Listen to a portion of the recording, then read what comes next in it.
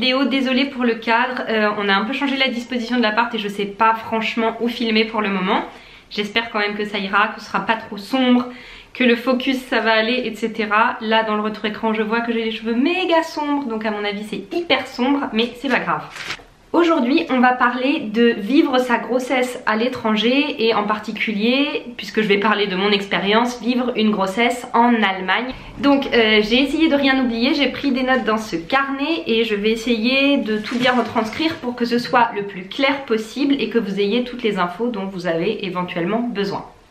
Alors tout d'abord, pour vous replacer un petit peu le truc, je suis tombée enceinte, ça faisait 4 ou 5 mois que j'étais arrivée en Allemagne. Et je ne parlais franchement pas très bien allemand. Pour ceux qui voient un peu les niveaux de langue, je commençais mon B1. Donc niveau pas très élevé. C'était une grossesse surprise comme j'en ai déjà parlé dans une autre vidéo. Et donc bah voilà, la surprise, le fait de ne pas être dans mon pays, de ne pas parler la langue, en tout cas pas suffisamment, de ne pas être auprès de ma famille et de mes amis, ça a fait un gros chamboulement au début. Et donc évidemment j'ai vraiment flippé. Bon, le cadre change un tout petit peu sans doute parce que la caméra vient de couper, la carte SIM était pleine. Enfin j'espère que ça a coupé à cause de ça parce que sinon je sais pas pourquoi ça a coupé. Donc je reprends. Quand on est enceinte, qu'on veuille le bébé ou non, en général quand on l'apprend c'est quand même un énorme bouleversement et la plupart des mamans, j'ai l'impression, flippent un petit peu. Donc imaginez-vous que vous n'êtes pas du tout préparé à avoir un bébé, ce n'est pas du tout dans vos plans, vous êtes dans un pays dont vous ne parlez pas la langue, loin de votre famille et de vos amis, et là, surprise, vous êtes enceinte. Donc ça fait vraiment peur, j'ai eu très peur et en même temps j'étais vraiment super heureuse quand j'ai vu le test. Enfin, c'était vraiment un mélange d'émotions qui est indescriptible. Si vous êtes maman, vous savez ce mélange d'émotions qu'on a quand on voit le test de grossesse positif. On va passer donc au côté, la partie 2 de cette vidéo qui est donc le côté technique. J'ai appelé ça prise en charge. Voilà, j'ai fait ça super bien. J'ai eu vraiment la chance de trouver une gynéco hyper rapidement, c'est-à-dire que j'ai fait mon test et une semaine après je crois, enfin j'ai plus les dates exactes en tête, mais une semaine après j'avais un rendez-vous chez une gynéco qui était vraiment à côté de chez moi, mais vraiment à côté, à 50 mètres. Donc ça c'était l'idéal, vraiment top. Je veux aussi dire que à cette époque-là j'avais une assurance privée. Je travaillais pas donc j'étais prise en charge, je payais mon assurance comme ça. Est-ce que c'est pour ça que j'ai eu plus de rendez-vous? Est-ce que c'est pour ça que j'ai eu plus d'échographies comme vous allez le voir? Je ne sais pas. Très franchement j'en sais rien du tout. Donc j'ai eu un suivi vraiment assez régulier, quasiment tous les mois à partir de mon deuxième, troisième mois à peu près. À chaque fois j'avais une prise de sang et un test d'urine. En fait en Allemagne on fait les prises de sang dans les cabinets médicaux. Que ce soit chez l'ORL, que ce soit chez votre médecin généraliste, chez la gynéco, voilà. Les personnes à l'accueil sont des infirmières qui sont donc aptes à vous faire les prises de sang, donc ça se fait directement en cabinet. On n'a pas besoin d'aller dans un autre endroit. Pareil, moi ma gynéco elle faisait aussi toutes les échographies elle, donc j'étais pas obligée d'aller voir un échographe. Je ne sais pas comment c'est en France. En tout cas je crois qu'en France on va voir une autre personne en plus de son gynéco pour faire les échographies. Mais dites-moi en commentaire si je me trompe, je ne sais pas, j'ai pas été enceinte en France donc je sais pas trop. Donc test urinaire aussi quasiment à chaque fois, pour contrôler si tout va bien, donc prise de poids, prise de sang, test urinaire et rendez-vous avec la gynéco qui vérifie à chaque fois que le cœur du bébé battait bien, que le bébé se développait bien et que moi accessoirement j'allais bien aussi. On peut répartir nos rendez-vous entre gynécologue et sage-femme. Moi c'est ce que j'ai fait, au début j'allais que chez ma gynéco parce que j'étais pas au courant. Et puis après donc j'ai alterné avec des rendez-vous chez ma sage-femme qui elle n'avait pas d'ultraschalt, d'échographe, de machine pour faire l'échographie. Je connais le mot qu'en allemand, désolée ça fait trop la fille. Ouais je suis bilingue pardon mais je parle plus bien français. Cette vidéo c'est n'importe quoi. Bon bref. Donc ma sage-femme n'avait pas de machine pour faire l'échographie. Mais elle avait donc pour écouter le cœur du bébé et le rythme cardiaque et s'il y avait des contractions. Donc ça, elle avait cette machine là. Et moi en plus de ça, mais je raconterai ça dans une autre vidéo, j'ai eu quelque chose d'assez particulier, j'ai accouché en plateau technique. C'est comme ça qu'on dit en France, ça je le sais. En fait c'est ma sage-femme avec qui j'avais mes rendez-vous pendant ma grossesse qui m'a accouchée dans un hôpital avec lequel elle était en lien. C'est pas la sage-femme de l'hôpital, c'était ma sage-femme, une sage-femme dans un cabinet de sage-femme, mais elle m'a accompagnée, et c'est-à-dire qu'elle était que avec moi pendant mon accouchement. Voilà, elle était là que pour moi du début du travail à l'arrivée de bébé. Voilà pour le suivi. Donc entre sage-femme et gynéco, moi j'ai beaucoup aimé être très suivie, aller très souvent voir les professionnels de santé qui m'encadraient, ça me rassurait énormément parce que donc je suis quelqu'un de stressé, j'avais envie d'être sûre que bébé allait bien, et ça a été vraiment un point très très positif. Par contre, en tant que stressée, un point hyper négatif qui m'a vraiment mis hyper mal pendant ma grossesse, c'est le fait que le test de la trisomie 21 et d'autres aussi je crois, le dépistage est payant et ça coûte vraiment assez cher, j'ai plus les prix en tête, mais ça coûte des centaines d'euros et ça c'est pas pris en charge et donc il faut payer en plus. L'échographie, où la gynécologue mesure le bébé etc, ça c'est pris en charge, il n'y a pas de souci. Je crois qu'on paye un tout petit peu, mais c'est vraiment pas excessif du tout, c'est très très peu cher. Et donc là déjà ça permet à la gynécologue de voir s'il y a un risque accru ou pas d'une possible trisomie ou d'une anomalie quelconque. Mais ce test vraiment, je crois que c'est l'amniosynthèse. Je crois qu'en France c'est pris en charge, pareil je suis pas sûre à 100%, mais en Allemagne non. C'était si cher que ça ne rentrait pas dans notre budget, donc on a choisi de pas le faire puisque de toute façon j'avais dit à Nils que même si le bébé présentait une anomalie ou un handicap quelconque qui ne remette pas son pronostic vital en jeu, je ne voulais pas avorter, je voulais le garder quoi qu'il arrive même s'il avait un handicap. Cependant, c'est quand même hyper stressant en tant que maman de pas être sûre à 100%, même si la gynéco m'a rassurée en me disant les mesures sont tout à fait ok, il n'y a pas de souci. Dans ma tête c'était on sait jamais si. Et donc d'attendre le jour de la naissance, et c'est hyper angoissant. J'ai passé quelques semaines un peu angoissée, après l'angoisse s'est dissipée, mais j'étais pas hyper tranquille quand même. Et ça a vraiment été un gros point négatif pour moi. Mais ce n'est pas le seul. Puisqu'en fait, et ça dépend vraiment des gynécos, très franchement j'ai parlé avec des copines allemandes pour qui ça n'a pas du tout été le cas. Mais moi ma gynéco elle était un peu en mode service minimum entre guillemets. Elle était vraiment je veux regarder que le médical, ce qui m'importe c'est que le bébé soit en bonne santé, les à côté de confort c'est pas mon souci. Et comme en plus moi je parlais pas très bien la langue, j'ai pas du tout osé m'affirmer. Nils était beaucoup avec moi, mais voilà, je n'osais pas vraiment dire les choses et j'ai demandé plusieurs fois de connaître le sexe du bébé, fille ou garçon, et plusieurs fois elle m'a dit oh là on voit pas bien, là on voit pas bien, et un jour elle m'a dit bon apparemment c'est une fille, et moi je lui ai dit mais apparemment c'est sûr ou apparemment vous êtes pas du tout sûr, genre 50-50 ou 80-20, enfin voilà, j'avais envie d'être un peu claire dans ma tête. Même si je voulais absolument pas de vêtements genrés etc, moi j'avais juste envie de savoir, grande patiente que je suis, si j'attendais une fille ou un garçon. Voilà, chacun fait comme il veut, mais moi j'avais besoin de savoir pour me projeter un peu en plus dans ce bébé surprise.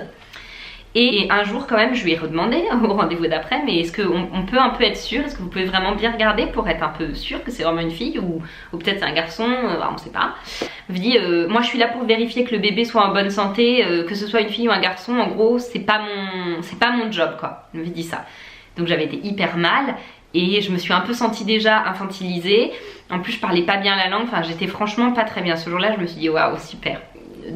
3 semaines, un mois avant l'accouchement, je suis allée à l'hôpital parce que j'avais vraiment l'impression que c'était le début du travail, ça ne l'était pas.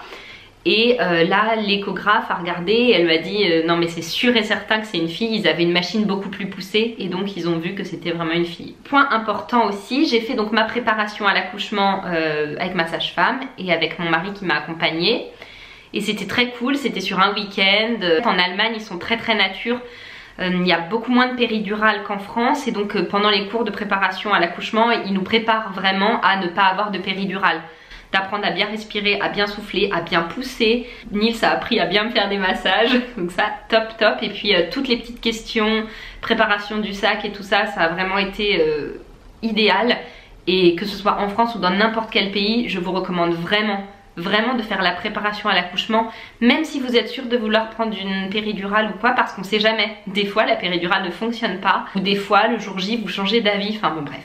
Moi je trouve que c'est hyper rassurant de faire la préparation à temps, parce qu'il y avait des gens qui faisaient la préparation, la fille elle accouchait dans 2 semaines, elle a failli pas la faire du coup parce qu'en fait elle aurait pu accoucher un peu avant. En ce qui concerne le congé maternité, À l'époque je ne travaillais pas, donc évidemment je n'ai pas eu de congé maternité, mais je me suis renseignée. Un congé maternité normalement pour toutes les femmes c'est 6 semaines avant le terme. Ça dépend du travail qu'on fait. J'ai vu que si on travaillait par exemple sur les routes, dans le milieu hospitalier, dans les cuisines, on avait un congé de fin de grossesse un petit peu plus long, différent, enfin il y a des choses adaptées, mais c'est comme en France en fait, on adapte par rapport au poste de travail qu'occupe la femme enceinte et je trouve ça complètement normal. Dites-moi d'ailleurs en commentaire combien de temps on est arrêté avant l'accouchement en France, je sais pas du tout. Partie 3 qui est donc le côté psychologique. Comme vous avez pu le voir, ça a été pour moi assez difficile à cause de la barrière de la langue. Nils devait m'accompagner quasiment à tous les rendez-vous, c'était pas toujours possible. J'étais toute seule, j'avais pas ma famille, pas mes amis pour partager cette première grossesse. Je me sentais vraiment très seule, un peu paumée. Sans parler la langue, voilà, j'étais très isolée et ça a été vraiment super dur. Heureusement que mon mari était là et qui m'a vachement soutenue. On a fait plein de trucs ensemble et ça a vraiment été un soutien énorme. Voilà, si vous êtes dans cette situation, toujours essayez de trouver quelqu'un pour vous soutenir. Alors ça peut être votre mari s'il est assez présent, une copine, enfin voilà. Il y a des groupes de mamans, faut pas hésiter à y aller même si vous parlez pas bien la langue. Moi je sais que c'est un regret que j'ai aujourd'hui, j'aurais dû me pousser un petit peu et aller dans des groupes de mamans, faire des activités, mais j'étais un peu trop timide. Si vous avez l'occasion, vraiment dépassez votre timidité parce que c'est hyper important de ne pas rester tout seul. Bon, je vous ai dit que du coup je trouve que je m'affirmais pas assez, ça a changé pendant l'accouchement, je vous raconterai ça. Un gros point positif ou négatif dans mon cas, je ne sais pas, c'est que en Allemagne ils sont pas stressés du poids. Bon, faut pas non plus prendre 40 kilos, mais par exemple en France on vous dit c'est 1 kg par mois, 10 kilos c'est bien. Ici quand je disais bah moi j'aimerais bien prendre que 10 kilos, les gens ils me regardaient comme ça en me disant mais t'es folle ou quoi, tu vas pas prendre que 10 kilos, enfin ton bébé et tout ça. Pareil, question de culture, en tout cas ici ils sont pas stressés du poids, j'ai quand même pris quasiment, enfin je ne sais pas, j'ai arrêté de compter à 17 kilos, je pense que j'ai pris quasiment 18 kilos. Bon, si j'avais pris moins ça aurait pas été très grave, hein. Voilà, il faut quand même faire attention. Mais quand aujourd'hui je parle au médecin et que je dis bah j'ai pris 17 kilos, oui c'est beaucoup mais enfin ils sont pas non plus hyper choqués quoi. Donc je me dis que ça doit encore aller 17 kilos ici, alors que quand je dis ça en France les gens ils me disent oh, mais t'as pris 17 kilos, mais oh mon dieu, ça dépend des pays, des cultures. Un autre truc super, et pareil je vous en reparlerai dans une prochaine vidéo si le sujet vous plaît, ce sont les salles d'accouchement ici en Allemagne. Alors dans mon hôpital c'était comme ça, mais je me suis un peu renseignée, j'ai un peu regardé et c'est comme ça vraiment dans beaucoup d'hôpitaux. Les grandes salles avec un lit, genre un peu un lit comme à la maison, une baignoire, alors pas dans toutes les salles mais moi il y en avait une parce que j'ai demandé un accouchement particulier. C'est spacieux, les murs sont colorés, on se sent pas du tout dans une salle d'accouchement. Je sais pas si vous regardez Baby Boom, mais je trouve que dans Baby Boom, l'image qu'on a des salles d'accouchement, c'est hyper médicalisé, il y a des machines partout, des fils partout. Alors en Allemagne, c'est pas du tout comme ça, parce qu'il y a beaucoup moins de péridurale, donc il y a beaucoup moins de machines forcément. Il y avait juste une petite machine à côté de mon lit, très franchement, pour tout vous dire, bah, pour contrôler le cœur du bébé quand même, parce qu'il faut faire attention. Et au cas où on a une péridurale, on peut mettre sans doute autre chose, je sais pas, mais en tout cas voilà, c'est fait pour, si on veut une péridurale, on peut avoir une péridurale. On se sent comme à la maison. Il y a aussi, alors je crois que c'est un peu partout aussi, il y a une salle de bain toilette directement attenante à la chambre, enfin à la salle d'accouchement. Et qui est que pour la maman. Donc moi c'est à dire que je me suis retrouvée en slip et avec juste mon t-shirt, et donc j'allais aux toilettes, je revenais, et après l'accouchement en fait on m'a carrément proposé de prendre directement une douche, sauf que j'ai fait une grosse chute de tension et donc j'ai pas pu tout de suite, mais en tout cas voilà. C'est hyper confortable et on se sent comme à la maison, et moi j'ai vraiment aimé ça parce que j'avais pas le stress du côté médical. Voilà un petit peu sur le déroulement de ma grossesse en Allemagne. C'est globalement finalement assez similaire à la France je pense, sauf que c'est beaucoup plus naturel à mon avis. J'ai oublié de vous dire une chose, c'est que ils ne connaissent pas l'aptonomie, en tout cas pas à Kassel qui est pourtant une grande ville. Et ma sage-femme qui avait travaillé en Angleterre ne connaissait pas franchement non plus, elle en avait entendu parler mais ça ne se pratique pas vraiment en Allemagne. Par contre ils sont très branchés acupuncture, donc j'ai fait de l'acupuncture notamment pour soulager les douleurs que j'avais. Et aussi à la fin de ma grossesse, c'est une méthode qui a été mise en place par un médecin de Francfort il me semble, et qui en fait est un travail en amont pour permettre le jour J au col de s'ouvrir de manière relativement rapide et qu'on n'arrive pas sur un truc qui dure des heures avec une césarienne d'urgence au bout. Pour moi, j'ai envie de dire, ça a bien marché. Est-ce que ça aurait été pareil sans? Peut-être, je ne sais pas.